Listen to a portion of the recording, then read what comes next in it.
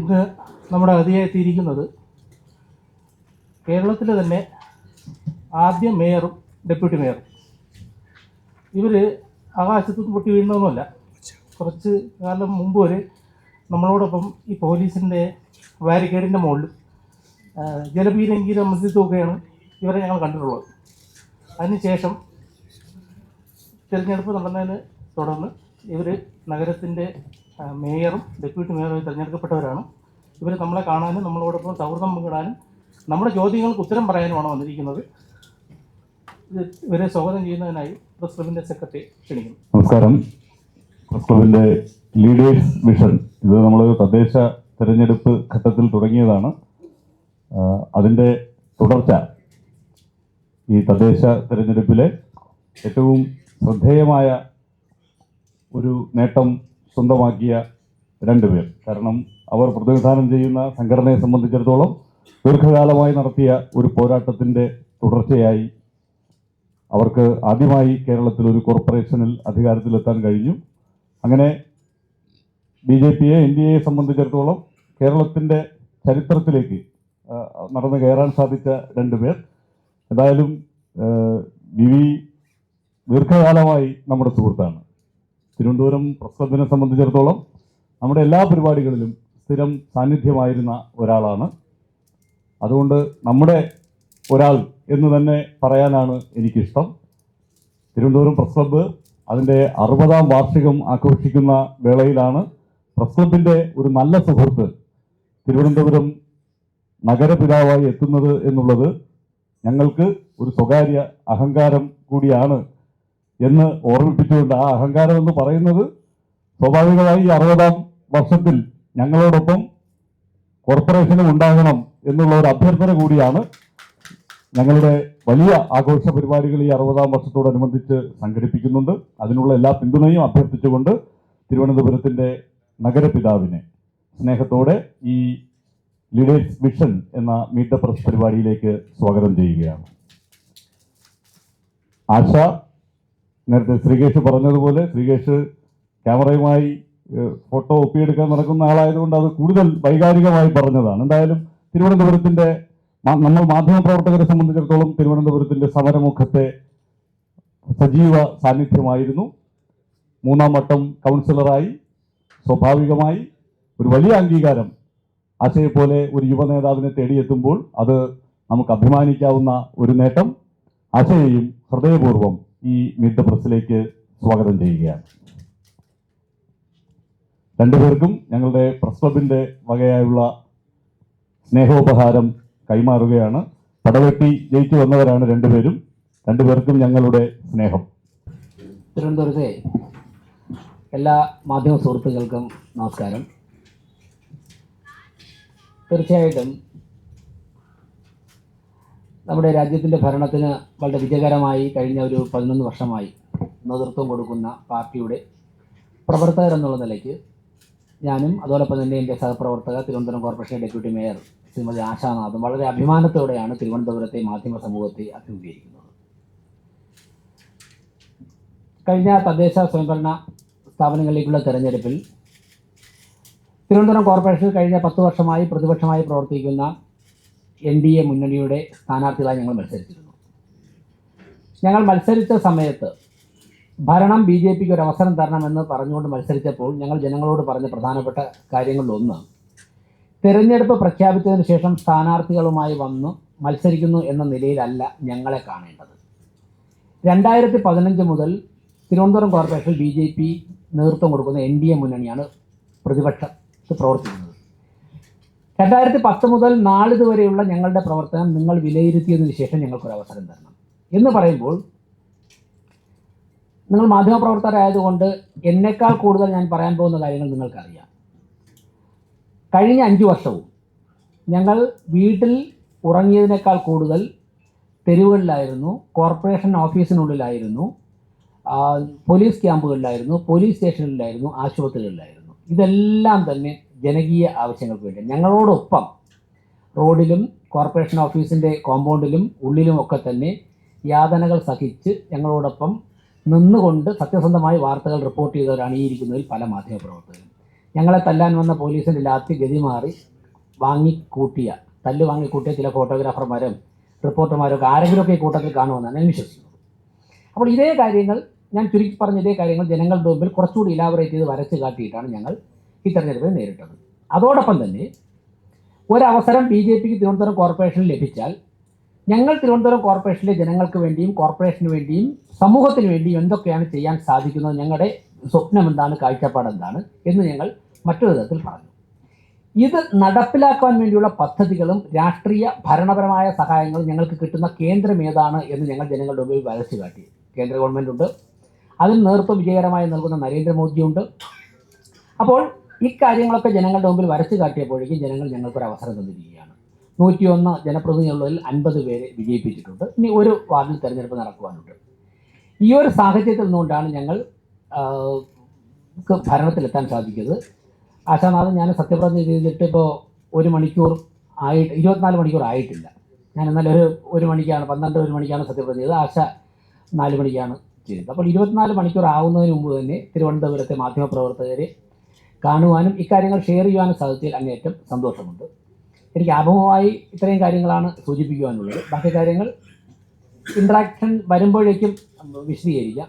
ആശാനാഥ deputy മേയറുടെ കാഴ്ചപ്പാട് ആശ പറഞ്ഞിരിക്കും. എല്ലാവർക്കും നമസ്കാരം. ഒരുപാട് സന്തോഷം ഇങ്ങനെ ഒരു പരിപാടിയുടെ ഭാഗമാകുവാനായിട്ട് സാധിച്ചതിൽ. ഞാൻ ഒട്ടും പ്രതീക്ഷിച്ചില്ല, ഇങ്ങനെ ഡെപ്യൂട്ടി മേയർ ആകുമെന്നേ പ്രതീക്ഷിച്ചില്ല. അപ്പോൾ ഇത്രയും, കാരണം ഞാൻ നമ്മുടെ സമരത്തിലും ഒക്കെ തന്നെ അല്ലെങ്കിൽ ഭാരതീയ ജനതാ പാർട്ടിയുടെ പരിപാടിയിലും ഒക്കെ തന്നെയാണ് ഇവിടെ ഇരുന്ന ചേട്ടന്മാരെയും ഇത്രയും സഹോദരിമാരെയും ഒക്കെ തന്നെ കണ്ടിട്ടുള്ളത്. അപ്പോൾ ഇങ്ങനെയൊരു ഒരു പരിപാടിയിൽ പങ്കെടുക്കുവാൻ സാധിച്ചതിൽ ഒരിക്കൽ കൂടി നന്ദി രേഖപ്പെടുത്തുകയാണ്. നേരത്തെ ഞാൻ സൂചിപ്പിച്ച പോലെ വളരെ വളരെ അപ്രതീക്ഷിതമായിട്ടാണ് ഡെപ്യൂട്ടി മേയറായിട്ട് പാർട്ടി എന്നിൽ ഏൽപ്പിച്ച ഈ ഒരു ദൗത്യത്തെ കാണുന്നത്. ഒരു കൗൺസിലർമാരുടെ യോഗത്തിൽ എന്നോട് ഇങ്ങനെ സൂചിപ്പിച്ചതായിരുന്നു. അപ്പോൾ തീർച്ചയായും ഞാൻ നേരത്തെ പറഞ്ഞ പോലെ തന്നെ വളരെ സാധാരണക്കാരിയായിട്ടുള്ള എന്നിൽ പോലും ഒരു പാർട്ടി ഇത്രയും വലിയൊരു ദൗത്യം ഏൽപ്പിക്കണമെങ്കിൽ തീർച്ചയായിട്ടും എന്തായാലും ഭാരതീയ ജനതാ പാർട്ടിയുടെ ജനപ്രതിനിധി എന്ന രീതിയിൽ എന്തെങ്കിലുമൊക്കെ ചെയ്യാൻ സാധിക്കുമെന്ന വിശ്വാസത്തിൽ തന്നെയായിരിക്കണം. അപ്പോൾ നമ്മൾ നേരത്തെ രാജേഷേട്ടൻ പറഞ്ഞ പോലെ നമ്മുടെ തിരുവനന്തപുരത്തെ ജനത, ഓരോ ആളുകളും ആഗ്രഹിച്ചതാണ് ഭാരതീയ ജനതാ പാർട്ടിയുടെ നേതൃത്വത്തിൽ ഒരു നഗരസഭയിൽ ഒരു ഭരണം വരണമെന്ന്. ഓരോ ആളുകളും ആഗ്രഹിച്ചതാണ്. തിരുവനന്തപുരം നഗരസഭയിൽ വലിയൊരു മാറ്റം കൊണ്ടുവരാൻ ഭാരതീയ ജനതാ പാർട്ടിയുടെ നേതൃത്വത്തിലുള്ള ഭരണസമിതിക്ക് സാധിക്കൂ എന്നുള്ളത്.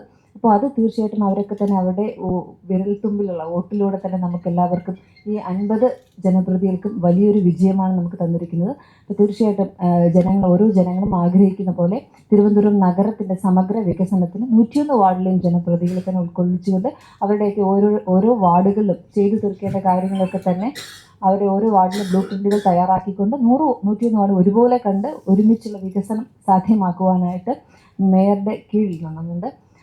എല്ലാത്തിനും ഒറ്റക്കെട്ടായി കണ്ട് തന്നെയുള്ള പ്രവർത്തനമായിട്ട് തന്നെയായിരിക്കും മുന്നോട്ട് പോവുക. നേരത്തെ സൂചിപ്പിച്ച പോലെ തന്നെ അടിസ്ഥാനപരമായിട്ടുള്ള എല്ലാ കാര്യങ്ങളും തിരുവനന്തപുരം നഗരസഭയിൽ ഓരോ ജനങ്ങൾക്കും എത്തിച്ചു കൊടുക്കുന്നതിന് ഒരുമിച്ച് തന്നെയായിരിക്കും നീങ്ങുക. ഇവിടെ KSRTCയിലെ യദുവിൻ്റെ ഇതിനെന്തെങ്കിലും തീരുമാനമെടുക്കാൻ യദുവിൻ്റെ കാര്യത്തിൽ സോഷ്യൽ മീഡിയ കുറച്ച് ആവശ്യം ഞാൻ കണ്ടിട്ടുണ്ട്. 24 മണിക്കൂർ ആയില്ലല്ലോ കഴിഞ്ഞിട്ട് ഞാൻ കണ്ട അങ്ങനെ കുറച്ച് ആവശ്യങ്ങൾ പലരും ഉന്നയിച്ചിട്ടുണ്ട്. ചിലർ ഫോൺ കോളിലൂടെയൊക്കെ പറഞ്ഞിട്ടുണ്ട്.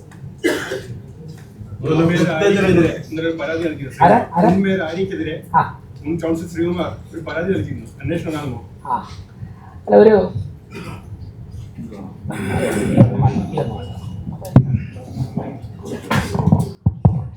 ഇന്നലെ മുൻ medical college ward councillor Sreekumar ഒരു മെമ്മോറണ്ടം തന്നിരുന്നു. അതിൻ്റെ സാധ്യതകൾ എന്താണെന്ന് നോക്കിയിട്ടില്ല, വാങ്ങിയിട്ട് നല്ല തിരക്കായിരുന്നു. നോക്കാം. അതുപോലെ തന്നെ വൃദ്ധജനങ്ങൾക്ക് വേണ്ടിയിട്ട് എന്തെങ്കിലും പുതിയ പദ്ധതികൾ കോർപ്പറേഷൻ ഒരുപാട് വൃദ്ധസദനങ്ങൾ നമ്മളിവിടെ പൊട്ടിക്കൊള്ളുന്നുണ്ട്. അപ്പം കോർപ്പറേഷന്റെ കീഴിൽ എങ്ങനെ ഒരു പദ്ധതി എങ്ങനെയാണ്? ഇപ്പോൾ വയോമിത്രം പദ്ധതി ഇപ്പോൾ നടപ്പിലായി വരുന്നുണ്ട്. ഇന്നലെ ആദ്യം ഒപ്പിട്ട ഫയല് നമ്മൾ 55 വാർഡുകളിൽ 65 വയസ്സ് കഴിഞ്ഞവരുടെ ചികിത്സയ്ക്ക് വേണ്ടി സാമ്പത്തിക സഹായം നൽകുന്ന ഒരു പദ്ധതി നടന്നു വരുന്നുണ്ട്. അതിൽ 50 ലക്ഷം രൂപ വയോജനങ്ങൾക്ക് വേണ്ടി അവരുടെ ആരോഗ്യ സംരക്ഷണത്തിന് അനുവദിച്ചുകൊണ്ടുള്ള ഫയലാണ് ഇന്നലെ ഞാൻ ആദ്യമായിട്ട് ഒപ്പിട്ടത്. ഇനി താങ്കൾ പറഞ്ഞതുപോലെ വയോജന കേന്ദ്രങ്ങൾ, അതോടൊപ്പം തന്നെ വൈകുന്നേരം അവർക്ക് സമയം ചെലവഴിക്കാനുള്ള ചില കേന്ദ്രങ്ങൾ, ഇങ്ങനെയുള്ള ആവശ്യം തെരഞ്ഞെടുപ്പ് സമയത്ത് ഞങ്ങളുടെയൊക്കെ വാർഡുകളിൽ നിന്ന് ഉയർന്നു വന്നിട്ടുണ്ട്. ഏതു തരത്തിലാണ് അത്തരത്തിലുള്ള പദ്ധതികൾ ആവിഷ്കരിക്കാൻ സാധിക്കുക. അത് ആരോഗ്യകരമായ ഒരു നിർദ്ദേശമാണ്. അതിന് ഫണ്ട് എങ്ങനെ നമുക്ക് കണ്ടെത്താം, ഇക്കാര്യങ്ങൾ ഗൗരവമായിട്ട് ആലോചിക്കേണ്ടതായിട്ടുണ്ട്. നിരവധി വിഷയങ്ങൾ ഉയർത്തിക്കാട്ടിയാണ് BJP തെരഞ്ഞെടുപ്പിനെ നേരിട്ടത്. അഴിമതി ഒരു വശത്ത് നിൽക്കുന്നു, മറുവശത്ത് വികസനം, അതായത് മാലിന്യ പ്രശ്നം, തെരുവുനായ പ്രശ്നം, വെള്ളപ്പൊക്കം, അതിനെക്കുറിച്ചൊക്കെ എന്താണ്?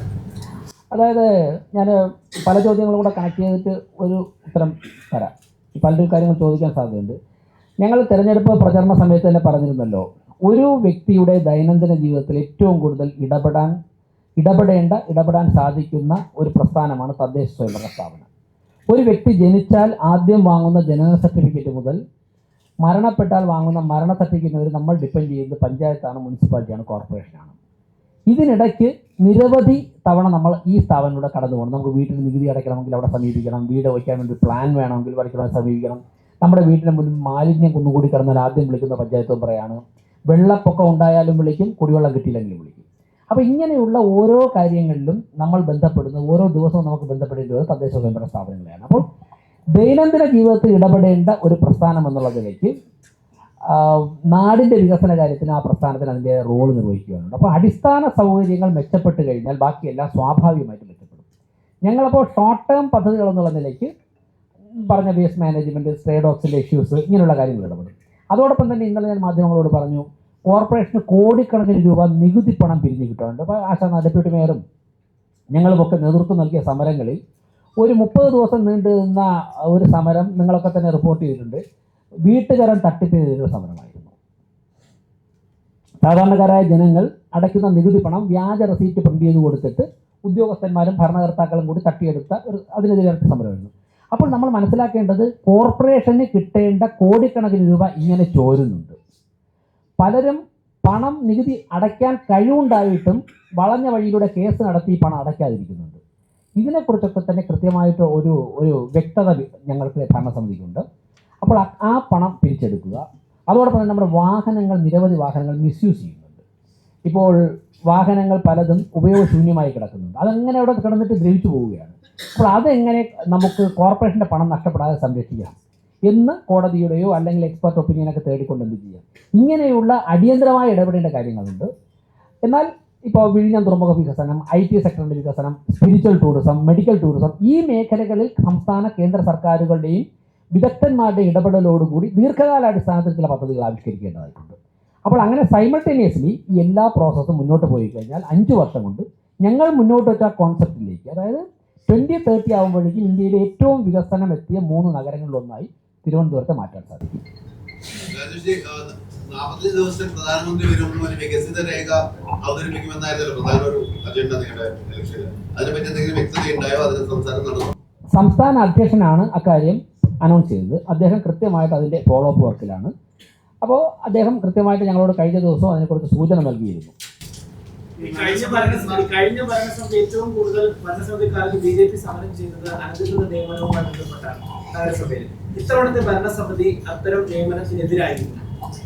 ഒരു കാര്യം ഞാൻ തറപ്പിച്ച് പറയാം. അങ്ങനെ ഇപ്പോൾ തന്നെ ഞങ്ങളുടെ നിരീക്ഷണത്തിൽ അവിടെ ആവശ്യത്തിനൊക്കെ നിയമനമുണ്ട്. ഈ നിയമിക്കപ്പെട്ടവർ കൃത്യമായിട്ട് ജോലി ചെയ്താൽ മതി. അവിടെ ജോലി ചെയ്യാൻ ആളില്ലാത്തത് കൊണ്ടല്ല പല ജോലികളും തടസ്സപ്പെടുത്തുന്നതാണ് ഞങ്ങൾ പ്രതിപക്ഷത്ത് നിന്നുകൊണ്ട് ഞങ്ങൾ മനസ്സിലാക്കിയിട്ടുള്ളത്. ഇനി ഭരണപക്ഷത്തിൽ നിന്ന് ലിസ്റ്റൊക്കെ എടുത്ത് ഓരോരുത്തരുടെയും ബാക്ക്ഗ്രൗണ്ടൊക്കെ എടുത്ത് എത്ര മണിക്ക് പോകുന്നതൊക്കെ അന്വേഷിച്ചിട്ട് ഞാൻ കുറച്ചുകൂടെ വ്യക്തമായിട്ട് പറയാം. എന്തായാലും ആദ്യം ഉള്ള സ്റ്റാഫ് ഞങ്ങൾ ഉൾപ്പെടെ, ഇപ്പോൾ ഡെപ്യൂട്ടി മേയറും ഉൾപ്പെടുന്ന ഭരണപക്ഷത്തുള്ള 50 കൗൺസിലർമാരും ഒരു ദിവസം 15 മുതൽ 18 മണിക്കൂർ വരെയെങ്കിലും മിനിമം ജനങ്ങളുടെ ഇടയിലും കോർപ്പറേഷൻ്റെ പ്രവർത്തനവുമായിട്ട് ഉണ്ടായിരിക്കണമെന്നുള്ളതാണ് ഞങ്ങൾ വ്യക്തിപരമായിട്ടൊക്കെ തന്നെ ആലോചിച്ചിട്ടുള്ള കാര്യം. അപ്പോൾ അത്രയൊന്നും വേണ്ട. പക്ഷേ സർക്കാർ ഉദ്യോഗസ്ഥർ എത്ര സമയം പണിയെടുക്കണം, താൽക്കാലിക ജീവനക്കാർ എത്ര മണിക്കൂർ പണിയെടുക്കണമെന്ന് നിയമം പറയുന്നുണ്ട്. ആ സമയത്ത് ജോലി ചെയ്താൽ ഇപ്പോഴുള്ള സ്റ്റാഫിനെ കൊണ്ട് തന്നെ കൃത്യമായിട്ട് ഫംഗ്ഷൻ ചെയ്യിപ്പിക്കാൻ എന്നാണ് ഞങ്ങളുടെ കണക്കൂട്ടൽ. അപ്പോൾ അത് നമുക്ക് നോക്കാം. അത് കഴിഞ്ഞിട്ട് ബാക്കി കാര്യങ്ങൾ ഇടപെടാം. ഈ നഗരസഭ നേരിടുന്ന അടിസ്ഥാന പ്രശ്നങ്ങൾ നിരവധിയുണ്ട്. ഉദാഹരണത്തിന് നമുക്ക് മാലിന്യ പ്രശ്നം വലിയൊരു സമസ്യയായിട്ട് നിൽക്കുകയാണ്. ആമേളിച്ചത്തോട് വേറെ വലിയ ദുരന്തമാണ് നിൽക്കുന്നത്. ഇതിലൊക്കെ എങ്ങനെയാണ് നിങ്ങളൊരു കാഴ്ചപ്പാടെന്ന് പറയുന്നത്? ഞങ്ങൾക്ക് ഇക്കാര്യത്തിലുള്ള കാഴ്ചപ്പാട് കേന്ദ്ര ഗവൺമെൻറ്റും നരേന്ദ്രമോദിയും ഗുജറാത്ത് ഉൾപ്പെടെയുള്ള സ്ഥലങ്ങളിൽ ഇപ്പോൾ രാജ്യത്ത് എമ്പാടും വരച്ചു കാട്ടിയ മാതൃകയാണ്. ചില സ്ഥലങ്ങളിൽ നമുക്ക് ചില പദ്ധതികൾ അതുപോലെ കോപ്പി ചെയ്യാൻ സാധിക്കും. ചില സ്ഥലങ്ങളിൽ അതിന് ചെറിയ വ്യത്യാസം വരുത്തേണ്ടി വരും. ഇപ്പോൾ ഇവിടെ ഇരിക്കുന്ന ഒരു മാധ്യമ പ്രവർത്തകൻ കുറച്ച് നേരത്തെ എൻ്റെ ഒരു ഇൻ്റർവ്യൂ എടുക്കാൻ വന്നപ്പോഴാണ് ഇൻഡോർ മേയർ വിളിച്ചിരുന്നു. ഞങ്ങൾക്ക് അദ്ദേഹത്തിൻ്റെ സെക്രട്ടറിയാണ് വിളിച്ചപ്പോൾ ഞാൻ ഇൻ്റർവ്യൂ ആയതുകൊണ്ട് സംസാരിക്കാൻ പറ്റില്ല. ഞാൻ തിരിച്ചു വിളിച്ചപ്പോൾ അദ്ദേഹത്തെ കിട്ടിയില്ല. ഇൻഡോർ മേയറുമായിട്ട് ഇന്ന് തന്നെ സംസാരിക്കുന്നുണ്ട്. കാരണം ഇന്ത്യയിലെ ഏറ്റവും ക്ലീനസ്റ്റ് സിറ്റി ഇൻഡോറാണ്. അപ്പോൾ ഇൻഡോറിൽ നടപ്പിലാക്കിയ വേസ്റ്റ് മാനേജ്മെൻറ്റ് മാതൃക നമുക്കതിൻ്റെ ചെറിയൊരു രൂപം തിരുവനന്തപുരത്ത് നടപ്പിലാക്കാൻ സാധിക്കും. കാരണം അത്രത്തോളം വേക്കൻറ്റ് ലാൻഡ് നമുക്കില്ല. അപ്പോൾ അതുപോലെ നടപ്പിലാക്കാൻ സാധിക്കില്ല. അപ്പോൾ മേയറുമായിട്ട് സംസാരിക്കുന്നുണ്ട്. നോമിനേഷൻ കൊടുക്കുന്നതിൻ്റെ തലേ ദിവസം തന്നെ ജോർജ് കുര്യൻജിയുമായിട്ട്, അതായത് തെരുവ് നായ്ക്കളെ സംരക്ഷിക്കുവാൻ വേണ്ടി ഷെൽട്ടർ നിർമ്മാണത്തിന് ഏതെങ്കിലും തരത്തിൽ കേന്ദ്ര സർക്കാരിന് ധനസഹായം നൽകാൻ പറ്റുമോ എന്ന് ജോർജ് കുര്യൻജി കോട്ടയത്തുണ്ടായിരുന്നു. ഞങ്ങൾ ഫോണിൽ സംസാരിക്കുന്നുണ്ട്. അടുത്ത ദിവസം ഞാൻ ഡൽഹിക്ക് പോകുന്നുണ്ട്, കുര്യൻജിയെ കാണുന്നുണ്ട്.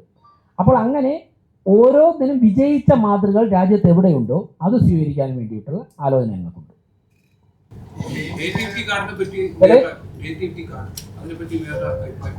അത് ഞാൻ ഒന്നുകൂടെ പഠിച്ചിട്ട് പറയാം. ആ വിഷയം ഒന്നുകൂടെ സ്റ്റഡി ചെയ്തിട്ട് പറയാം.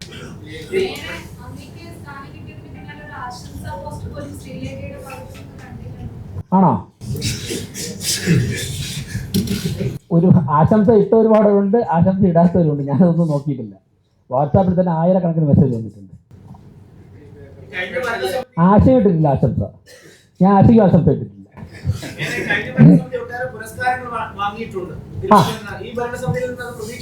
ജനങ്ങൾ എന്ത് പുരസ്കാരം എന്നാലും വാങ്ങും. ജനങ്ങൾ നേരിട്ട് വിളിച്ചിട്ട് 5 വർഷം കഴിയുമ്പോൾ ജനങ്ങൾ അവരുടെ മനസ്സിൽ ഞങ്ങൾക്ക് നൽകുന്ന സ്ഥാനമാണ്. 5 വർഷം കഴിയുമ്പോൾ ഈ ഞങ്ങളുടെ മുന്നണി തെരഞ്ഞെടുപ്പിനെ നേരിടുമ്പോൾ മിനിമം ഒരു 75 സീറ്റിൽ ഞങ്ങൾ ജയിക്കണം. അതാണ് ഞങ്ങൾക്ക് കിട്ടുന്ന പുരസ്കാരം. തീർച്ചയായിട്ടും പരമാവധി ട്രാൻസാക്ഷൻ ഓൺലൈനിലാക്കും, യാതൊരു സംശയമില്ല. പുതിയ ഭരണസമിതി കേന്ദ്ര സർക്കാരിന്റെ പദ്ധതികൾ പരമാവധി കേന്ദ്രത്തെ സഹായം എത്തിക്കുക എന്നാണ് ലക്ഷ്യമിടുന്നത്. പക്ഷെ അതിന്റെ ഇടയിൽ ഒരു തടസ്സം ഉണ്ടാവാൻ സാധ്യതയില്ലേ? സംസ്ഥാന സർക്കാർ ഒരിക്കലും ഫണ്ട് നേരിട്ട് നഗരസഭയ്ക്ക് കിട്ടില്ലല്ലോ, സർക്കാർ വഴിയാണ് വരേണ്ടത്. അത് പരിഹരിക്കാൻ പറ്റും. അതായത് 2 വർഷമുണ്ട് ബാലകൃഷ്ണൻജി. അതായത് കേന്ദ്ര സർക്കാരിൻ്റെ പണം പദ്ധതികൾ മാത്രം ഇവിടെ കൊണ്ടുപോയിട്ട് ഒരു കോർപ്പറേഷൻ കൂട്ടാൻ സാധിക്കില്ല. ആദ്യം അത് സംസാരിക്കുന്ന സമയത്തും പ്രസംഗത്തിലൊക്കെ പറയുമെങ്കിലും, കേന്ദ്ര BJP ഭരിക്കുന്നതുകൊണ്ട് പറയുമെങ്കിലും, പ്രഥമ പരിഗണന നമുക്കിവിടെ എങ്ങനെ പണം സംരക്ഷിക്കാം, പണം ഉണ്ടാക്കാം. കോർപ്പറേഷന് തന്നെ പണം ഉണ്ടാക്കാനുള്ള ഒരുപാട് മാർഗ്ഗമുണ്ട്. ഞാൻ ചോദിച്ചോട്ടെ, നിങ്ങൾക്കൊക്കെ എന്നെക്കാളും അറിയാമല്ലോ, തിരുവനന്തപുരം കോർപ്പറേഷൻ എത്ര കെട്ടിടങ്ങളുണ്ട്? 100 കണക്കിന് കെട്ടിടങ്ങളുണ്ട്. ഈ കെട്ടിടങ്ങളൊക്കെ തന്നെ എത്ര രൂപ മാസ വാടകയ്ക്കാണ് കൊടുത്തിരിക്കുന്നത്? ചില കെട്ടിടങ്ങൾ കൊടുത്തിരുന്നത് 250 രൂപയാണ് ഒരു മാസം വാടക. 40-45 വർഷം ഞങ്ങൾ ഫിനാൻസ് കമ്മിറ്റിയിൽ ഞങ്ങളുടെ ഗിരികുമാർ ഉൾപ്പെടെ ഉണ്ടായിരുന്നല്ലോ, സ്റ്റാൻഡിംഗ് കമ്മിറ്റിയിൽ. ഞങ്ങൾക്കറിയാം എൻ്റെ കണക്ക്. 40-45 വർഷം മുമ്പ് ലേലം ചെയ്ത് കൊടുത്ത എമൗണ്ട് ഇപ്പോഴും മാറ്റിയിട്ടില്ല. എന്നാൽ അതേ വലിപ്പമുള്ള തൊട്ടടുത്തുള്ള കെട്ടിടത്തിന് 3000 രൂപയുണ്ട് പെർ ഡേ. ഇവിടെ കിട്ടുന്നത് 250-500 രൂപയാണ്. 45 വർഷം മുമ്പ് ആർക്കോ കൊടുത്തതാണ്. അവരുടെ തലമുറ കൈമാറിയാണ് വരുന്നത്. അപ്പോൾ ഇങ്ങനെയുള്ള കാര്യങ്ങളിൽ ഒരു ക്ലാരിറ്റി വരുത്തിയാൽ തന്നെ നമുക്ക് നല്ല വരുമാനം സംഘടിപ്പിക്കാൻ സാധിക്കും. നമ്മുടെ ഹൈക്കോടതിയിലും കീഴ്ക്കോടതികളിലും കെട്ടിക്കിടക്കുന്ന കേസുകൾ സ്റ്റാൻഡിംഗ് കൗൺസിലുകൾ കൃത്യമായി ഹാജരായിക്കൊണ്ട് കൃത്യമായിട്ട് കേസുകൾ നടത്തി കഴിഞ്ഞാൽ ആ കേസുകളുടെ വിധി വന്നു കഴിഞ്ഞാൽ കോടിക്കണക്കിന് രൂപ കോർപ്പറേഷന് കിട്ടും. അങ്ങനെ പിന്നെ നമ്മുടെ വരുമാന ചോർച്ച, നമ്മുടെ നികുതി ചോർച്ച ഇത് തടഞ്ഞാൽ തന്നെ നമ്മുടെ ഇൻകം മെച്ചപ്പെടും. അതിലൂടെ നമുക്കൊരു പരിധിവരെ മുന്നോട്ട് പോകാൻ സാധിക്കും. അതോടൊപ്പം തന്നെ കേന്ദ്ര സർക്കാരിൻ്റെ പ്രോജക്റ്റുകൾ ഞങ്ങൾ ആവശ്യപ്പെടും. അവിടെയാണ് താങ്കൾ ചോദിച്ചതിൻ്റെ ഇതിനും സ്വാഭാവികം. നമുക്കറിയാം, ഒരു തദ്ദേശ സ്വയംഭരണ സ്ഥാപനം സംസ്ഥാന സർക്കാരിൻ്റെ ഖജനാവ് സംസ്ഥാന സർക്കാരിൻ്റെ പെർമിഷനോട് കൂടി മാത്രമേ കേന്ദ്ര ഗവൺമെൻറ് പണം തരാൻ സാധിക്കുകയുള്ളൂ. അങ്ങനെ വരുമ്പോൾ എന്തിനാ സംസ്ഥാന സർക്കാർ അതൊക്കെ തടയുമെന്നുള്ള ആശങ്ക? ഞങ്ങൾക്ക് ആശങ്കയില്ലല്ലോ. സംസ്ഥാന സർക്കാർ അതിലൊരു സംസ്ഥാന സർക്കാർ തിരഞ്ഞെടുക്കപ്പെട്ട സർക്കാരല്ലേ. സംസ്ഥാന സർക്കാർ അത് ഒരു തടസ്സവും ഉണ്ടാക്കുമെന്നുള്ള യാതൊരു ആശങ്കയും ഞങ്ങൾക്കില്ല. ഞങ്ങൾ അതിൻ്റെ അധികാരികളുമായിട്ട് സംസാരിക്കും. ഞങ്ങളുടെ കോർപ്പറേഷൻ്റെ നിലപാട് ബോധ്യപ്പെടുത്തും. കോർപ്പറേഷൻ്റെ ട്രൂ സ്പിരിറ്റ് ബോധ്യപ്പെടുത്തും. സ്വാഭാവിക സംസ്ഥാന സർക്കാർ ഞങ്ങൾക്ക് തന്നല്ലേ പറ്റുള്ളൂ. ഇനി തന്നില്ലെന്നിരിക്കല്ലേ, അങ്ങനെ വരുന്ന ഘട്ടത്തിൽ നമുക്ക് ആലോചിക്കാം. നിയമമുണ്ട്, രാഷ്ട്രീയ പോരാട്ടമുണ്ട്, ഇതൊക്കെ ആവശ്യമാണ് നമ്മൾ സ്വീകരിക്കും.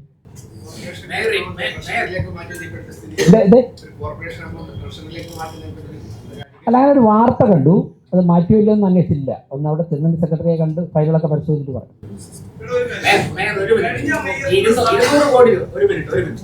200 കോടി രൂപ നീക്കിയിരിപ്പ് സർക്കാരിലേക്ക് അടയ്ക്കണം എന്ന് പറഞ്ഞിട്ട് ധനവകുപ്പിന്റെ ഒരു ഉത്തരവ് വന്നായിരുന്നു. ഈ റിസൾട്ട് വന്നതിന് ശേഷം അത് ഇവിടുന്ന് അടച്ചിട്ടുണ്ടോ അതോ അത് ഇപ്പോഴും?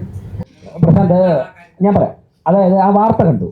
ഞങ്ങൾ ആ വാർത്ത കണ്ടിട്ട് ഡയറക്റ്റ് അല്ലെങ്കിൽ അന്വേഷണം നടത്തിയപ്പോൾ 20-ാം തീയതി വരെ അഡ്മിനിസ്ട്രേഷൻ്റെ പവർ അവർക്കുണ്ടായിരുന്നു, മുൻ ഭരണസമിതിക്കുണ്ടായിരുന്നു. 20-ാം തീയതിക്ക് ശേഷമാണ് അവരുടെ പവർ അവസാനിക്കുന്നത്. പോയതിന് ശേഷം ഞങ്ങളിപ്പോൾ ഇന്നലെ സത്യപ്രതിജ്ഞ ചെയ്ത് വന്നതിന് ശേഷം പിന്നെ ഇതുവരെയും മറ്റുള്ള ഇതുപോലുള്ള കാര്യങ്ങളായിട്ട് പോകാൻ പറ്റില്ല. അവിടെ കണ്ടിട്ട് ഈ വാർത്തയുടെ അടിസ്ഥാനത്തിൽ ഇവിടെ പരിശോധിക്കും. ഇനി മാറ്റിയെന്നിരിക്കട്ടെ, അതുകൊണ്ട് ലോകമൊന്നും അവസാനിക്കില്ലല്ലോ. നമുക്ക് അങ്ങനെ ഒരു ചലഞ്ച് ഉണ്ടെങ്കിൽ അതിനൊരു സൊല്യൂഷൻ ഉണ്ടാവും. ഞങ്ങൾ വലിയൊരു രാഷ്ട്രീയ പാർട്ടിയല്ല, അതിൻ്റെ സൊല്യൂഷൻ ഞങ്ങൾ കണ്ടെത്തും. അതൊന്നും ഒരു പ്രശ്നമില്ല. കഴിഞ്ഞ മേയർ സ്ഥാനത്ത് ഒരു KSRTC ഡ്രൈവറിന്റെ ജോലി തീർക്കാൻ സാധിച്ചു. ആ പാർട്ടി BJP ഒരു അനുഭാവിയും കൂടിയാണ്. ഈ ഭരണം വരുമ്പോൾ അയാൾക്ക് എന്തെങ്കിലും സഹായം ചെയ്യാം? അതായത് അദ്ദേഹം ഏത് രാഷ്ട്രീയ പാർട്ടിപ്പെട്ട പ്രവർത്തനമാണെന്ന് എനിക്കറിയില്ല. അങ്ങനെ ഒരു സംഭവം നടന്നതറിയാം. അദ്ദേഹത്തെ അങ്ങനെ ആ കാര്യങ്ങൾ പരിഗണിക്കുമെന്ന് പറയാം. അത് വാർത്തകൾ കണ്ടു, അതിലപ്പുറം ഞങ്ങൾ യാതൊരു ചർച്ച നടത്തിയിട്ടില്ല. ഈ തെരു കച്ചവടക്കാരുടെ എന്തെങ്കിലും മാർഗം തെരു കച്ചവടക്കാരുടെ എന്തെങ്കിലും അവർക്ക് വേണ്ടി എന്തെങ്കിലും പുതിയ പദ്ധതികൾ എന്തെങ്കിലും അല്ല, തെരുവ് കച്ചവടക്കാർക്ക് വേണ്ടി ദേശീയ തലത്തിലുള്ള നിലവിലുള്ള നിയമപ്രകാരം കേന്ദ്ര ഗവൺമെൻറ് അവർക്ക് 10,000 രൂപ 50,000 രൂപ ഇങ്ങനെയൊക്കെയുള്ള ധനസഹായം നൽകുന്ന പദ്ധതിയുണ്ട്. ആ പദ്ധതി കഴിഞ്ഞ പല സാഹചര്യങ്ങൾ കൊണ്ടും രാഷ്ട്രീയ കാരണങ്ങൾ കൊണ്ട് തിരുവനന്തപുരം കോർപ്പറേഷൻ ഇഫക്റ്റീവായിട്ട് നടപ്പിലാക്കിയിട്ടില്ല. അതിന് വേണ്ടി പ്രത്യേകിച്ച് തന്നെ ഒരു സെക്ഷൻ അല്ലെങ്കിൽ ചില ഉദ്യോഗസ്ഥരെ ചുമതലപ്പെടുത്തിക്കൊണ്ട് പരമാവധി ആൾക്കാർക്ക് അത് വാങ്ങിക്കൊടുക്കണമെന്നുള്ള ഒരു ആലോചനയുണ്ട്. അത് ഞങ്ങളുടെ അനൗപചാരിക ചർച്ചകൾ വന്നിട്ടുണ്ട്. അതിലപ്പുറം മറ്റൊരു കാര്യം ഇപ്പോൾ ആലോചിച്ചിട്ടില്ല, വേണ്ട ഘട്ടത്തിൽ അത് ആലോചിക്കും. മാനവീയ വേദി നൈറ്റ് ലൈഫ് സെന്റർ ആക്കിയിട്ട് മാറ്റിയെന്നല്ലോ കോർപ്പറേഷൻ. അതിന് BJP തത്വത്തിൽ ഒരു വലിയ സപ്പോർട്ട് നൽകിയ കാര്യമല്ല. അതിലെന്തെങ്കിലും മാറ്റം ഉണ്ടാവും? അത് അങ്ങനെ തന്നെ നിലനിർത്തും? ആലോചിച്ചിട്ട് പറയാം. അങ്ങനെയുള്ള കാര്യങ്ങളൊന്നും പാടില്ല എന്നുള്ള അഭിപ്രായമൊന്നും വ്യക്തിപരമായിട്ട് എനിക്കില്ല. നമുക്ക് ലോകത്ത് സാധ്യമായിട്ടുള്ള എല്ലാ സാഹചര്യങ്ങളും മനുഷ്യന് ജീവിതം എൻജോയ് ചെയ്ത് മുന്നോട്ട് പോകാനുള്ള സാഹചര്യം ഉണ്ടാകണം. ആവശ്യമായ സ്ഥലങ്ങളിൽ പരിധികൾ വേണം, പരിമിതികൾ ഉണ്ടാകണം എന്നുള്ള അഭിപ്രായമുണ്ട്. മറ്റുള്ള കാര്യങ്ങൾ വരുന്ന മുറയ്ക്ക് നമുക്ക് ആലോചിക്കാം. അതിനൊന്നും എതിരല്ല.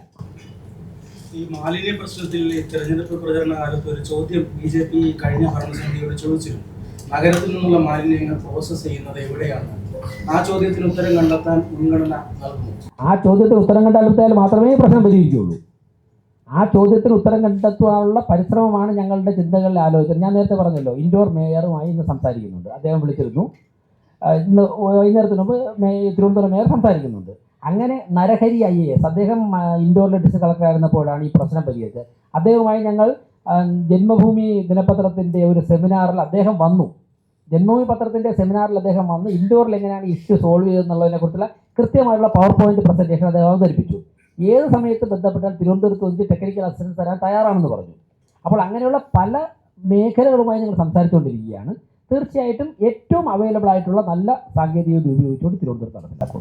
നിങ്ങളുടെ ഇലക്ഷൻ കൺവെൻഷനിലെ ഉത്തരകണ്ഠത്തിൽ മേയർ ഒരു തെരുവുനായ പ്രശ്നം അവസാനിപ്പിക്കാൻ ഒരു സജഷൻ ഒരു മുമ്പോട്ട് വെച്ചിരുന്നു. അത് തന്നെയാണ്, അങ്ങനെയാണോ ഇനി മുമ്പോട്ട് പോകാൻ പോകുന്നത്? അങ്ങനെ ഒരു പ്രത്യേക ഐഡിയ പറഞ്ഞിരുന്നല്ലോ, അത് എങ്ങനെയാണ് നമുക്ക് നിയന്ത്രിക്കാൻ പറ്റും? അത് എല്ലാവർക്കും ഓർമ്മ ഉണ്ടാവും എന്നുള്ളതുകൊണ്ട് ഞാനത് ആവർത്തിക്കുന്നില്ല.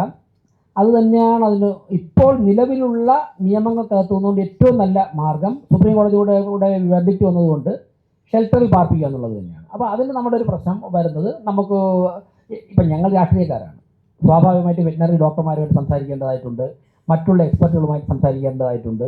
എവിടെയാണ് നമുക്ക് ഇതിലിപ്പോൾ ഒരു തെരുവുനായ ഷെൽട്ടർ നമുക്ക് ഒറ്റ ദിവസം കൊണ്ട് ചെയ്യാൻ പറ്റില്ലല്ലോ. ആ പ്രദേശത്തെ സ്ഥലം കണ്ടെത്തണം. അങ്ങനെയുള്ള കാര്യങ്ങൾ പരിഹരിക്കുന്നതോടുകൂടി ഇതൊരു സൊല്യൂഷനിലേക്ക് എത്തും. നിലവിലുള്ള സാഹചര്യത്തിൽ അത് തന്നെയാണ് ഏറ്റവും. ഇപ്പോൾ ഒരു 8,000-9,000 തെരുവുനായ്ക്കൾ തിരുവനന്തപുരത്ത് ആകെ ഉണ്ടാകുമെന്നാണ് ഏറെക്കുറവുള്ള കണക്ക്, കൂടാൻ കുറയാം. ഒരു ഷെൽട്ടറിൽ ഒരു നായ്ക്ക് എത്ര സ്ക്വയർ ഫീറ്റ് വേണം, എത്ര ഭക്ഷണം, എത്ര ക്വാണ്ടിറ്റി ഭക്ഷണം വേണം പെർ ഡേ, അതെവിടെ കുക്ക് ചെയ്യും, ഇങ്ങനെയുള്ള കാര്യങ്ങൾ സോർട്ട് ഔട്ട് ചെയ്തതിന് ശേഷം ഞങ്ങൾ പറഞ്ഞ സമയത്തിനുള്ളിൽ ഈ വിഷയം ഒത്തുകയും. അന്തരീക്ഷ മലിനീകരണം കുറയ്ക്കുന്നതിന് വേണ്ടി കേന്ദ്ര സർക്കാർ പദ്ധതിയുടെ സഹായത്തോടുകൂടി ഈ ബസ്സുകൾ തിരുവനന്തപുരം കോർപ്പറേഷന് അവരുടെ സഹകരണത്തോടെ സർവീസ് ആരംഭിച്ചു. അത് പക്ഷേ സിറ്റിക്ക് വെളിയിലേക്കാണ് അത് സർവീസ് നടത്തുന്നത്. അത് തിരിച്ച് എന്താണ്, ഇപ്പോൾ ഡൽഹി നമ്മുടെ മുന്നിൽ ചോദ്യചിഹ്നമായി നിൽക്കുകയാണ്. അന്തരീക്ഷ മലിനീകരണം വളരെ കൂടുതലാണ്. തിരുവനന്തപുരത്ത് അതിന് എന്താണ് നടപടി എടുക്കാൻ വേണ്ടി? അതായത് എനിക്ക് തോന്നുന്നു ഈ ചോദ്യം വളരെ റെലവൻ്റ് ആയിട്ടുള്ള, എനിക്ക് ഉത്തരം പറയാൻ കിട്ടിയ ഒരു അവസരമായിട്ടാണ് എടുക്കുന്നത്. കാരണം നിങ്ങൾ മാധ്യമപ്രവർത്തകർക്ക് ഇപ്പോൾ ഞങ്ങളൊരു ഭരണസമിതിക്ക് ചെയ്യുന്നതിനേക്കാൾ കൂടുതൽ മാധ്യമപ്രവർത്തകർക്ക് ഇക്കാര്യത്തിൽ സമൂഹത്തിൽ കോൺട്രിബ്യൂട്ട് ചെയ്യാൻ സാധിക്കും. ഇത് പറയാൻ കാരണം, നിങ്ങളോടൊപ്പം ഉള്ള ഡൽഹിയിൽ ജോലി ചെയ്തിട്ടുള്ള ഒരു മാധ്യമപ്രവർത്തകനുമായിട്ട് ഞാൻ കഴിഞ്ഞ ദിവസം സംസാരിച്ചു. അപ്പോൾ അദ്ദേഹം കേരളത്തിലാണ് സംസാരിച്ചപ്പോൾ ഞാൻ ചോദിച്ചു എന്താ തിരുവനന്തപുരത്ത് എത്തിയിട്ടുള്ളത് ചോദിച്ചു. അപ്പോൾ അദ്ദേഹത്തിൻ്റെ ഭാര്യ മാധ്യമപ്രവർത്തകയാണ്, ഇപ്പോൾ കേരളത്തിലാണ്. അദ്ദേഹം പറഞ്ഞു അദ്ദേഹത്തിൻ്റെ കുഞ്ഞ് ആ സമയത്ത് അവിടെ ഉണ്ടായിരുന്നു. ഒരു 4 വയസ്സൊക്കെ ആയിട്ടുള്ളൂ. കുട്ടികൾക്ക് ഡൽഹിയിൽ താമസിക്കാൻ നിർവാഹമില്ല. കാരണം 5 വയസ്സിന് മുമ്പുള്ള കുഞ്ഞുങ്ങളൊക്കെ ആണെങ്കിൽ ശ്വാസകോശ പ്രശ്നങ്ങൾ ഉണ്ടാകുന്നു പൊല്യൂഷൻ കാരണം. അതുകൊണ്ടാണ് ഞങ്ങൾ, അതായത് കുട്ടിയുടെ ആരോഗ്യത്തിന് വേണ്ടി അച്ഛനും അമ്മയും ഡൽഹിയിൽ നിന്ന് ട്രിവാൻഡ്രത്തേക്ക് സെറ്റിൽ ചെയ്യുകയാണത്. ഇത് നേരിട്ടൊരു 8-10 ദിവസത്തിനകത്ത് എനിക്കുണ്ടായ അനുഭവമാണ്. ഡൽഹി നമുക്ക് ചിന്തിക്കാൻ നിർവാഹമില്ലാത്ത തരത്തിലേക്ക് പൊല്യൂട്ടഡാണ്. സെയിം നമ്മൾ വളരെ ശ്രദ്ധിച്ചില്ലെങ്കിൽ തിരുവനന്തപുരത്ത് യാതൊരു സംശയവും വേണ്ട, ഡൽഹിയേക്കാൾ വേഗത്തിൽ ഇത് വ്യാപിക്കും എന്നുള്ള കാര്യത്തിൽ യാതൊരു സംശയവും വേണ്ട. ഇത് പരിഹരിക്കുവാൻ വേണ്ടിയാണ് 2070 ആകുമ്പോഴേക്കും ടോട്ടലി കാർബൺ ന്യൂട്രാലിറ്റിയിലേക്ക് എത്തണമെന്നുള്ള ലക്ഷ്യം വെച്ചുകൊണ്ടാണ് നരേന്ദ്രമോദി ഗവൺമെൻറ് തിരുവനന്തപുരത്ത് പരമാവധി ഇലക്ട്രിക് ബസ്സുകൾ അനുവദിച്ചത്. പക്ഷേ ദൗർഭാഗ്യപരമെന്ന് പറയട്ടെ, തിരുവനന്തപുരത്ത് അനുവദിച്ച ഇലക്ട്രിക് ബസ്സുകൾ പലതും അദ്ദേഹം പറഞ്ഞതുപോലെ ഇടുക്കിയിലും കട്ടപ്പനയിലാണ് ഓടുന്നത്. ഒടുവിൽ ഞങ്ങൾ ആശാനാഥ്, ഞങ്ങളൊക്കെ ഉൾപ്പെടെയുള്ള കൗൺസിലർമാർ ഇടുക്കിയിലും കട്ടപ്പനയിലും നെയ്യാറ്റിൻകരയിലും പോയി ബസ് തടയുമെന്ന് വാർത്ത കൊടുത്തപ്പോഴാണ് ചില ബസ്സുകൾ പിൻവലിച്ചത്. ഇപ്പോഴും ഞാൻ മനസ്സിലാക്കുന്നത് ആറ്റിങ്ങൽ, വെഞ്ഞാറമൂടൊക്കെ ഈ ഇലക്ട്രിക് ബസ്സുകൾ ഓടുന്നുണ്ട്. അപ്പോൾ 2 കാര്യങ്ങളാണ് പരിശോധിക്കേണ്ടത്. ഒന്ന്, അന്വേഷിച്ചപ്പോൾ അറിയുന്നത് ഈ ഇലക്ട്രിക് ബസ്സുകൾ സിറ്റിയിൽ മാത്രം ഓടിക്കഴിഞ്ഞാൽ അത് അവർക്ക് സിറ്റിയിൽ പരമാവധി ബസ്സുകൾ ഓടിച്ചു. ഇനി സിറ്റിയിലേക്ക് വരേണ്ട ആൾക്കാരെ ആറ്റിങ്ങൽ, നെയ്യാറ്റിൻകര, നെടുമങ്ങാട് എന്നൊക്കെ കൊണ്ടുവരാൻ വേണ്ടിയാണ് അങ്ങോട്ട് വിട്ടിരിക്കുന്നതെന്നാണ് അനൗദ്യോഗികമായി ഉദ്യോഗസ്ഥൻ എന്നോട് പറഞ്ഞത്. പരിശോധിക്കണം. ഇപ്പോൾ സിറ്റിയിലേക്ക് ആൾക്കാർക്ക് വരാൻ വേണ്ടി കൂടുതൽ സൗകര്യം ഉണ്ടാക്കാൻ വേണ്ടിയാണ് ചെയ്യുന്നതെങ്കിൽ നമുക്കത് എങ്ങനെയാണ് ചർച്ച ചെയ്യേണ്ടതാണ്. എനിവേ, തിരുവനന്തപുരം സിറ്റിക്കുള്ളിൽ പരമാവധി മലിനീകരണം കുറയ്ക്കുവാൻ ആവശ്യമുള്ള നിയമ നടപടി സ്വീകരിക്കും. ആ ബസ്സുകളുടെ സാഹചര്യം പരിശോധിക്കും. എന്താണ് സാഹചര്യം പരിശോധിച്ചിട്ട് ആവശ്യമാണെന്നുണ്ടെങ്കിൽ അതെല്ലാം തന്നെ തിരിച്ചു വിളിക്കുന്ന തീരുമാനമെടുക്കും. 100%. ഇപ്പോഴത്തെ ഈ സാഹചര്യമൊക്കെ വെച്ചിട്ട് ഞങ്ങളെ ഏൽപ്പിച്ചാലേ ആ വാർഡിൽ ഏറ്റവും നല്ല മുന്നേറ്റം നടക്കുകയുള്ളൂ. ഇപ്പോൾ സ്വതന്ത്രർ ഉൾപ്പെടെ എനിക്ക് തോന്നുന്നു LDFിൽ നിന്ന് UDFിൽ നിന്നൊക്കെ നിരവധി കൗൺസിലർമാരെ ഞാൻ കണ്ടു. ഇന്നലെ അവരോട് താങ്കൾ ഉണ്ടായിരുന്നത് എനിക്കറിയില്ല. ഞങ്ങളുടെ ഡെപ്യൂട്ടി മേയർ തെരഞ്ഞെടുപ്പിന് ശേഷം കൗൺസിലർമാരെ അഡ്രസ്സ് ചെയ്തപ്പോഴേക്കും മേയർ, ഞങ്ങളുടെ സംസ്ഥാന അധ്യക്ഷൻ രാജീവ് ചന്ദ്രശേഖർജി ഉൾപ്പെടെ അവിടെ ഉണ്ടായിരുന്നുകൊണ്ടാണ് ഞാൻ പറഞ്ഞത്. അദ്ദേഹം ഞങ്ങൾക്ക് തന്നിരിക്കുന്ന നിർദ്ദേശം 101 വാർഡുകളിലെയും കൗൺസിലർമാരുടെ ഭാഗത്തു നിന്നും അവരുടെ വാർഡുകളിൽ നമ്മൾ അടിയന്തരമായി ഇടപെടേണ്ട കാര്യങ്ങളെക്കുറിച്ചുള്ള നിർദ്ദേശങ്ങൾ നിങ്ങൾ പരമാവധി ശേഖരിക്കണം. അതുൾപ്പെടെയാണ് നമ്മൾ കേന്ദ്ര സർക്കാരിൻ്റെ മുന്നിൽ സമർപ്പിക്കാൻ പോകുന്നത് എന്ന് പറയുമ്പോൾ സ്വാഭാവികമായിട്ട് LDFിൻ്റെയും UDFിൻ്റെയും ഒക്കെ കൗൺസിലർമാർക്ക് ഉൾപ്പെടെ അക്കാര്യങ്ങൾ ഞങ്ങളെ പിന്തുണയ്ക്കാമല്ലോ. അപ്പോൾ സ്വാഭാവികമായിട്ട് വിഴിഞ്ഞ കാര്യം ഞങ്ങളെ തന്നെ ഏൽപ്പിക്കുക വാർഡ്. കഴിഞ്ഞ ഭരണസമിതിയുടെ അനുമതിക്ക് ശക്തമായിട്ടുള്ള ഒരു അന്വേഷണം നടത്താൻ ഈ ഭരണസമിതി ഞങ്ങളുടെ കയ്യിൽ കുറേ രേഖകളും കാര്യങ്ങളൊക്കെ ഉണ്ട്. ഞാനൊരു കാര്യം പറയാം, ജനങ്ങളുടെ നികുതി പണം കട്ടെടുത്തവർ ആരായാലും തന്നെ അവർ ആൻസറബിളാണ്. അതിനാവശ്യമായ കാര്യങ്ങൾ ഞങ്ങൾ ചെയ്യും. ഈ ബസ്സുകളുടെ ഇപ്പോഴത്തെ അവസ്ഥ പരിശോധിക്കാൻ തയ്യാറാണ്. കാരണം ഉദാഹരണത്തിന് കാട്ടാക്കട ഡിപ്പോയിൽ 5 ബസ്സുകളുണ്ട്. ഇതിൽ 4 എണ്ണവും കട്ടപ്പുറത്താണ്. അതിൽ 3 എണ്ണം ദീർഘനാളായി. ഇത് തിരുവനന്തപുരം കോർപ്പറേഷൻ കൊടുത്ത ബസ്സുകളുടെ കാര്യമാണ് താങ്കൾ പറയുന്നത്. നമ്മളിവിടെ ഓടുന്ന അല്ല, അതാ ഇവിടെ ഓടുന്ന അതുപോലത്തെ ബസ്സാണ്. ഇതിപ്പോൾ അതാണ്, ഇതുപോലെ ഒരുപാട് ഇൻഫർമേഷൻ കിട്ടാനുണ്ട്. ഞാൻ നേരത്തെ പറഞ്ഞൊരു കാര്യം ഇത് കണക്ട് ചെയ്ത് തരികയാണ്. അതായത് നമ്മുടെ പല വാഹനങ്ങളും എവിടെയൊക്കെ കിടക്കുകയാണ്. ഇപ്പോൾ കോർപ്പറേഷനുള്ളിൽ നിങ്ങൾ ഇന്ന് ആ ക്യാൻറ്റീനിലോട്ട് പോകുന്നതിൻ്റെ വലതു ഭാഗത്ത് മുഴുവൻ ജീപ്പുകൾ കിടക്കുകയാണ്. ചിലപ്പോൾ ഒരു ജീപ്പിൻ്റെ ഒരു ടയറായിരിക്കും ഇല്ലാതായത്. ഒരു ടയർ മാറ്റാൻ പഠിച്ചിട്ട് മറ്റ് 3 ടയറും അല്ലെ അവിടെ കിടന്ന് പുല്ല് പൊടിക്കുകയാണ്. ഈ ടയർ വണ്ടി ഒതുക്കിയിടുമ്പോൾ എന്ത് ചെയ്യും? നമ്മളൊക്കെ വാഹനം ഉപയോഗിക്കുന്നവരില്ലേ, ഒരു 3 മാസം വാഹനം ഉപയോഗിച്ചാൽ അതിൻ്റെ എഞ്ചിൻ പിന്നെ ചെക്കാവൂലേ? സ്വാഭാവികമായിട്ട് ഗിയർ ബോക്സിന് എന്ത് സംഭവിക്കും? എത്ര ലക്ഷം? അപ്പം ഒരു 3000-ഓ 8000-ഓ രൂപ കൊടുത്തൊരു ടയർ മാറ്റാൻ വേണ്ടി കാണിക്കുന്ന അലംഭാവം 10 ലക്ഷം രൂപ വാഹനം നഷ്ടപ്പെടുന്ന ഒരു അവസ്ഥയിലേക്ക് പോകുന്നു. എത്ര വാഹനങ്ങളാണ് അവിടെ കിടക്കുന്നത്? ഒറ്റയടിക്ക് ഒറ്റ രാത്രി കൊണ്ട് പരിഹരിക്കാമെന്ന് ഞാൻ പറയുന്നില്ല. പക്ഷേ നമ്മളിതൊക്കെ അഡ്രസ്സ് ചെയ്യേണ്ടതായിട്ടുണ്ട്. ഇപ്പോൾ തന്നെ താങ്കൾ പറയുന്നത് എത്ര ലക്ഷം രൂപയുടെ 3-4 ബസ്, മാധ്യമപ്രവർത്തനമാണ് പറയുന്നത്, ഞങ്ങളല്ല. എത്ര ലക്ഷം രൂപയുടെ 4 ബസ്സാണ് നെയ്യാറ്റിൻകര കിടക്കുന്നത്? എന്തെങ്കിലും ചെറിയ മൈന്യൂട്ട് മിസ്റ്റേക്ക് ആണെങ്കിൽ അതിനെ കറക്റ്റ് ചെയ്തിട്ട് കൊണ്ടുവന്ന് ഓടിക്കൂടെ? അപ്പോൾ ഇങ്ങനെയുള്ള കാര്യങ്ങൾ 45 വർഷത്തെ കാര്യങ്ങളല്ലേ, അഡ്രസ്സ് ചെയ്യേണ്ടതായിട്ടുണ്ട്. ഒൺവഴി യുണൈറ്റ് ഞങ്ങൾ പരിശോധിച്ചു.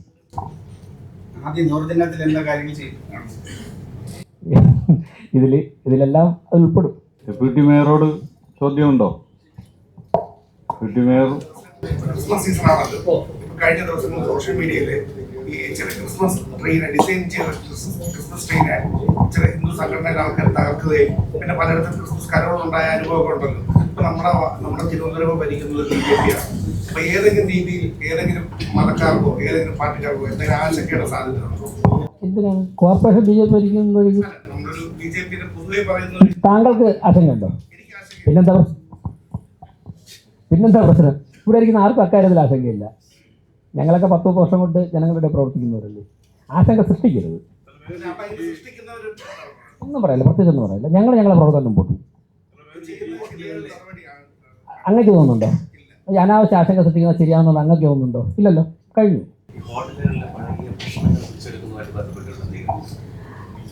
പഴകിയ ഭക്ഷണം ആൾക്കാർക്ക് കൊടുക്കരുത്, ഇതാണ് ആദ്യം പറയാനുള്ളത്. പിന്നെ ഷോ കാണിക്കാനൊന്നുമില്ല, പഴകിയ ഭക്ഷണം ആൾക്കാർക്ക് കൊടുക്കരുത്. അത് വേണ്ട ഘട്ടത്തിൽ ഇടപെടേണ്ട ഘട്ടങ്ങളിൽ ഞാനിപ്പോൾ ഒരു ഭീഷണിയുടെ സ്വരത്തിലൊന്നുമല്ല പറയുന്നത്.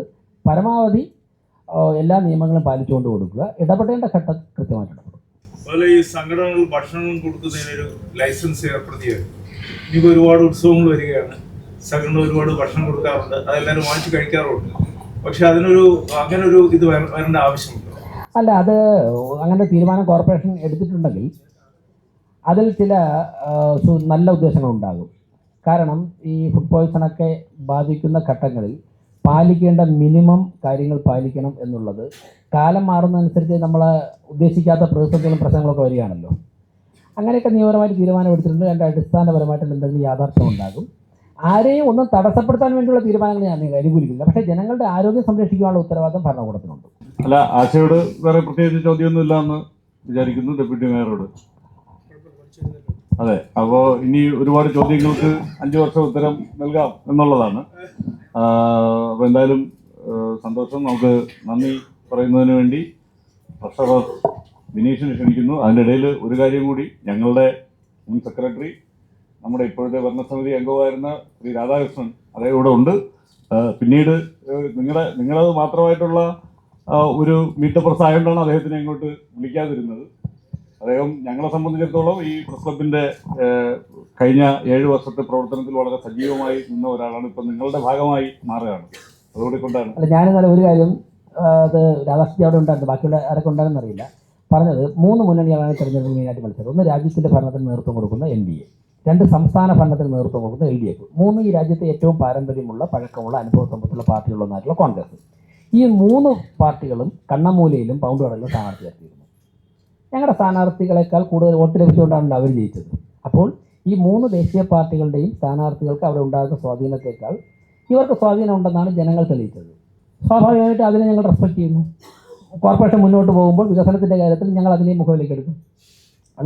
അതുകൊണ്ടാണ് ഞാൻ പറഞ്ഞത് 100 വാർഡിനെയും ഒറ്റ യൂണിറ്റായിട്ട് ചേർത്തുകൊണ്ട് അവർ നാളെ പിന്തുണ തരുന്നോ ഇല്ലേ എന്നുള്ളത് സെക്കൻഡറിയാണ്.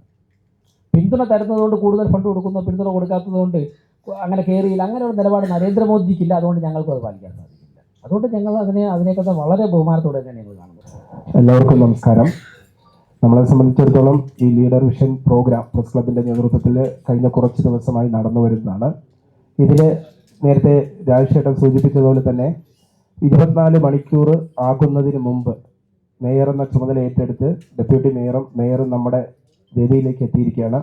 ഇവർക്ക് 2 പേർക്കും നന്ദി അറിയിക്കുകയാണ്. ഒപ്പം വലിയ തിരക്കുകൾക്കിടയിൽ 24 മണിക്കൂറിനിടയിൽ ഓടിയെത്തിയതിന് രാജേഷേട്ടന്, പ്രത്യേകിച്ച് മേയറായിട്ടുള്ള രാജേഷേട്ടൻ, ഒപ്പം തന്നെ ആശ എന്നിവർക്ക്, ഡെപ്യൂട്ടി മേയർ എന്നിവർക്ക് നന്ദി അറിയിക്കുന്നു. പ്രസ് ക്ലബിൻ്റെ എല്ലാ പ്രവർത്തനങ്ങൾക്കും ഇവർ കൂടെ ഉണ്ടാകുമെന്ന ഒരു ഉറപ്പ്, പ്രത്യേകിച്ച് വലിയ ആത്മബന്ധമുള്ള 2 പേരാണ്. ഇവർക്ക് 2 പേർക്കും ഒരിക്കൽ കൂടി നന്ദി പറഞ്ഞുകൊണ്ട് നിർത്തുന്നു. നന്ദി, നമസ്കാരം.